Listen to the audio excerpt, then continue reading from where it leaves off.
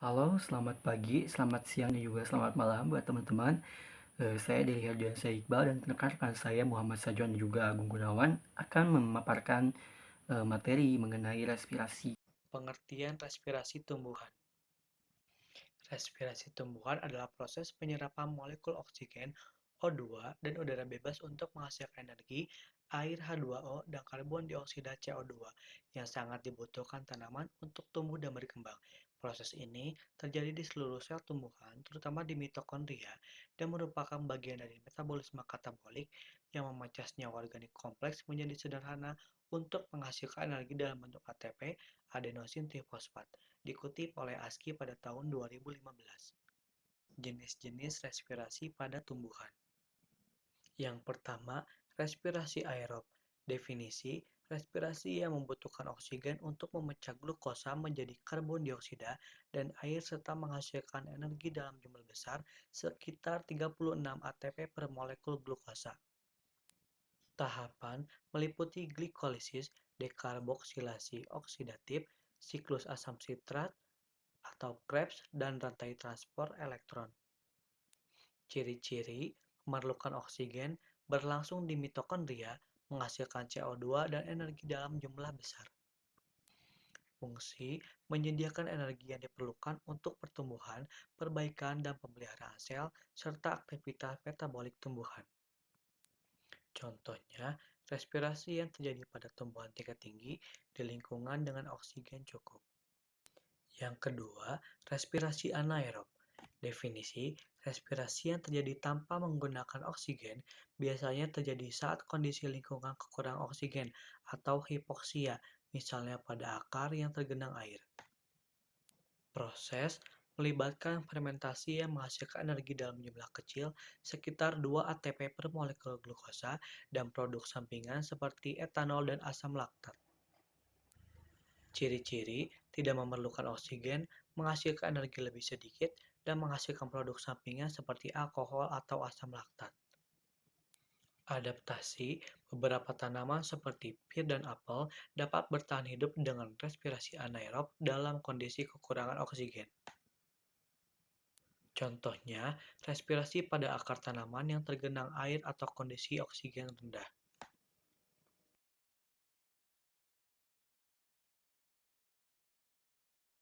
Saya Syazun akan menjelaskan tentang tahapan respirasi aerob. Yang pertama itu ada glikolisis, terjadi di sitoplasma sel. Glukosa C6H12O6 dipecahkan menjadi dua molekul asam pirufat, menghasilkan 2 ATP dan 2 NADH. Yang kedua ada dekarbosilasi oksidatif, terjadi di mitokondria, menghasilkan NADH dan melepaskan CO2. Asam pirufat diubah menjadi asetil KO2. Yang ketiga ada siklus Krebs, siklus asam sitrat.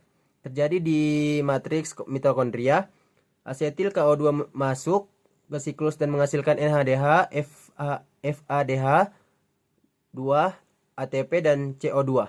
Fungsi utama menghasilkan senyawa reduksi NADH, FADH untuk tahap selanjutnya. Yang keempat ada rantai transport elektron, terjadi di membran dan mitokondria. NADH dan FADH melepaskan elektron yang mengalir melalui protein rantai transport. Proses ini menghasilkan graden proton yang digunakan untuk mensintetisasi ATP dan melalui ATP sintese. Oksigen berperan sebagai akseptor akhir elektron yang membentuk H2O. Oke, baik. Selanjutnya itu ada faktor-faktor yang memengaruhi respirasi tumbuhan. Yang pertama ada suhu. Respirasi meningkat seiring suhu hingga ke titik optimum. Suhu ekstrim terlalu tinggi atau rendah dapat mengaktifisi enzim respirasi. Yang kedua ada ketersediaan oksigen. Oksigen penting untuk respirasi aerob. Kekurangan oksigen menyebabkan respirasi anaerob, menghasilkan energi yang lebih sedikit dan memproduk samping seperti etanol. Yang ketiga ada ketersediaan suprat. Suprat seperti glukosa diperlukan sebagai bahan baku respirasi. Kekurangan suprat menurunkan laju respirasi. Yang keempat ada tumbuhan. Respirasi tinggi pada jaringan muda yang aktif membelah. Pada jaringan tua atau sinensis aktivitas respirasi menurun. Yang kelima ada kerusakan mekanik. Luka dapat meningkatkan respirasi akibat proses penyembuhan. Luka juga dapat menyebabkan respirasi tidak efisien jika sel rusak yang sangat berat. Pada tempat terjadinya respirasi, respirasi umumnya terjadi pada seluruh sel makhluk hidup, terutama pada mitokondria dan juga sitoplasma. Pada sitoplasma ini terjadi sebuah proses glikolisis dan juga pada mitokondria terjadi siklus Krebs dan rantai transport elektron. Pada tumbuhan juga respirasi terjadi pada beberapa organ seperti daun, batang, dan juga akar, yang dimana memiliki peran sebagai pertukaran gas dan juga pemanfaatan energi hasil respirasi itu sendiri. Selanjutnya ada struktur pendukung respirasi. Yang pertama itu ada stomata.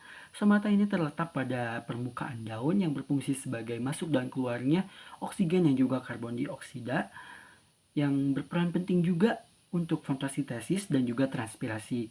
Lalu yang kedua itu ada lentisel. Lentisel itu adalah pori-pori pada bagian batang yang berfungsi sebagai pertukaran gas dari jaringan tumbuhan menuju luar udara. Lentisel ini juga berperan penting untuk respirasi batang. Lalu yang ketiga itu ada akar. Akar bagian ujungnya, tepatnya di akar rambut, yang berfungsi untuk menyerap oksigen dari pori-pori tanah sehingga melakukan respirasi pada sel-sel akar lainnya. Selanjutnya ada perbedaan antara respirasi dan juga fotosintesis, di mana kedua proses ini melibatkan beberapa aspek yang membedakan antara satu sama lain. Yang pertama yaitu proses respirasi, dari pengertiannya sudah beda, dan dimana proses ini adalah proses pemecahan glukosa sehingga disebut sebagai katabolisme. Sedangkan fotosintesis yaitu pembentukan glukosa yang disebut sebagai anabolisme. Lalu tempat terjadinya respirasi umumnya di seluruh sel, terutama di mitokondria dan juga sitoplasma, sedangkan fotosintesis hanya terjadi pada kloroplasma saja. Lalu bahan baku yang digunakan oleh respirasi yaitu glukosa dan juga oksigen. Sedangkan pada fotosintesis, bahan baku yang digunakan adalah karbon dioksida, air, dan juga cahaya. Lalu, kapan terjadinya respirasi dan juga fotosintesis? Respirasi terjadi pada siang hari dan malam hari. Sedangkan fotosintesis terjadi pada siang hari saja karena membutuhkan sumber energi dari cahaya matahari. Lalu, produk apa yang dihasilkan oleh respirasi dan juga fotosintesis? Respirasi menghasilkan energi berupa ATP, karbon dioksida, dan juga air. Pada fotosintesis menghasilkan produk berupa glukosa dan juga oksigen. Lalu energi pada respirasi ini dihasilkan oleh proses tersebut. Lalu pada fotosintesis energi akan disimpan pada proses-proses tersendiri oleh beberapa sel pada proses fotosintesis. Lalu gas yang digunakan pada proses respirasi adalah oksigen, sedangkan pada fotosintesis adalah karbon dioksida. Lalu gas yang dihasilkan oleh respirasi yaitu karbon dioksida, sedangkan pada fotosintesis gas yang dihasilkan adalah oksigen. Baik teman-teman, itulah materi respirasi pada kali ini. Di mana di situ terdapat jenis-jenis respirasi pada tumbuhan, lalu ada bagaimana tahapan-tahapannya, ada faktor-faktor yang mempengaruhi respirasi, tempat terjadinya respirasi itu di mana, lalu struktur-struktur pendukungnya itu apa saja, dan juga perbedaan antara respirasi dan juga fotosintesis. Semoga ilmu ini dapat bermanfaat buat teman-teman semua. Sekian dan terima kasih.